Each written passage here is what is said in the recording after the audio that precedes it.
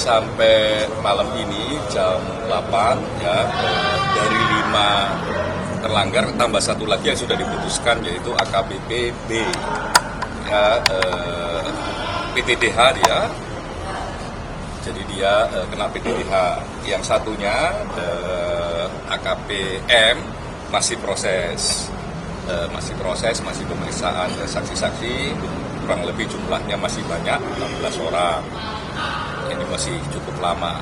Nah, itu yang pertama. Jadi memang konstruksi peristiwanya diurai sedemikian rupa, siapa ngasih duit ke siapa dan sebagainya, makanya ada putusan PTDH. Jadi dalam konteks kasus ini secara keseluruhan ya, yang dari 54 ini yang sudah PTDH 2-nya demosi 8 tahun. Nah, yang penting memang sekali lagi kerja-kerja pemeriksaan ya, sampai juga bisa menghadirkan orang yang membawa duit dan ngasih duit, itu menurut kami yaitu satu prestasi, karena memang tidak mudah untuk membawa orang di pemeriksaan bukan anggota. Ya, ada juga yang nggak mau datang tapi ngasih keterangan tertulis. Nah, itu menurut kami penting dan prestasi. Nah, terkait pengembangan kasus ini ya, soal pidananya ya, akan ada LP pidana yang juga masuk ke polisi, itu sedang berproses dan kami harap memang bisa cepat. Kenapa bisa cepat?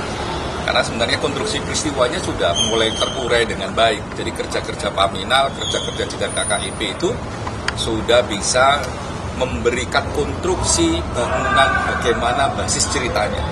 Jadi kalau ada proses pidana, ya tinggal nambahin maksimal 40% itu sudah bisa jalan. Sehingga ya kita berharap pidananya yang sudah ada LP-nya bisa segera jalan. Gitu. Keterlibatan menarik.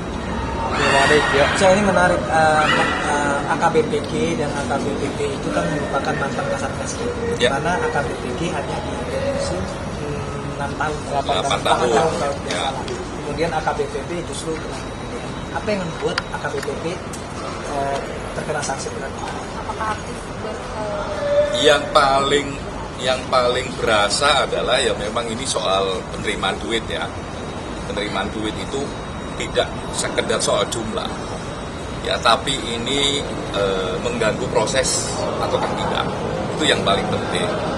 Yang kedua, dalam proses penegakan hukum sendiri yang AKBPG kan prosesnya juga jalan sampai P19 dan katanya hari ini P21 ya, itu juga mungkin jadi pertimbangan. Jadi sebagai kewajiban penegakan hukum itu berjalan, berbeda dengan mungkin yang sebelumnya, pejabat yang sebelumnya yang nggak jalan-jalan ini kasus. Nah, mungkin kami nggak tahu persis apa kebatinan yang ada di majelis etik, tapi kalau kami melihat langsung prosesnya, kira-kira itu yang terjadi. Artinya di dalam persidangan itu nampak sekali intervensi yang dilakukan oleh AKBPB sehingga dia PTDH. Sebenarnya dalam bedanya kasus ini dengan kasus sidang sebelumnya, di kasus yang lain ya, ini yang aktif, lumayan aktif adalah pihak yang memiliki kepentingan dan hidup di luar kepolisian, agar kasusnya tidak naik, agar tidak ditahan, agar tidak A, tidak B, tidak C. Lah, itu yang paling aktif bukan anggota kepolisian. Nah, oleh karenanya kalau pertanyaannya tadi apakah yang B lebih aktif atau tidak aktif, sebenarnya yang paling aktif di luar struktur kepolisian. Dan tapi yang di luar malah tidak hadir ya Pak, yang tadi yang Salah satu yang pegang kuasanya tidak hadir di pemeriksaan.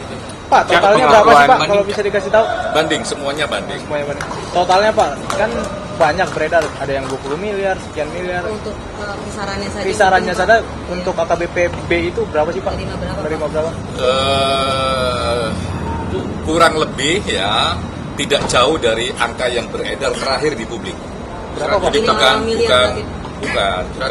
bukan awal-awal yang 20, 5, 17, macam-macam, angkanya seperti angka ya 100 lebih lah. Nah, 100. apakah itu angka yang benar ataukah tidak, ya bisa diklarifikasi kembali. Tapi angka yang muncul dalam diskurs di sidang kayak begitu.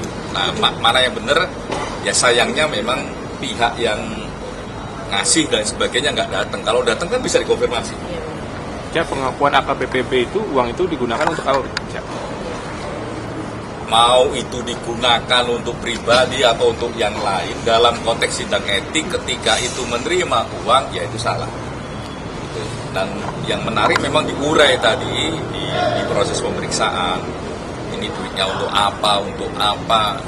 Orang boleh beralibi, tapi diuji alibinya sama majelis etik. Benerin untuk ini, bener itu untuk itu dan sebagainya. Nah, akhirnya ya ditarik kesimpulan. Makanya ada yang PTDH, ada yang emosi 8 tahun. Menurut saya ini proses yang menarik, proses yang baik. Apalagi bisa menghadirkan orang yang membawa duitnya. Ini membawa duitnya tadi diperiksa, ya ini duitnya dikasih ke sini, ketemu ini di ruangan ini. Ya dia yang ngomong, bukan anggota polisi. Dan itu menurut saya prestasi yang oke di proses ini.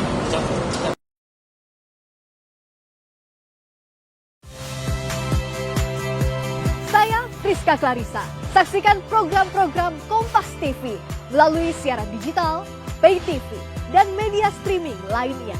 Kompas TV, independen, terpercaya.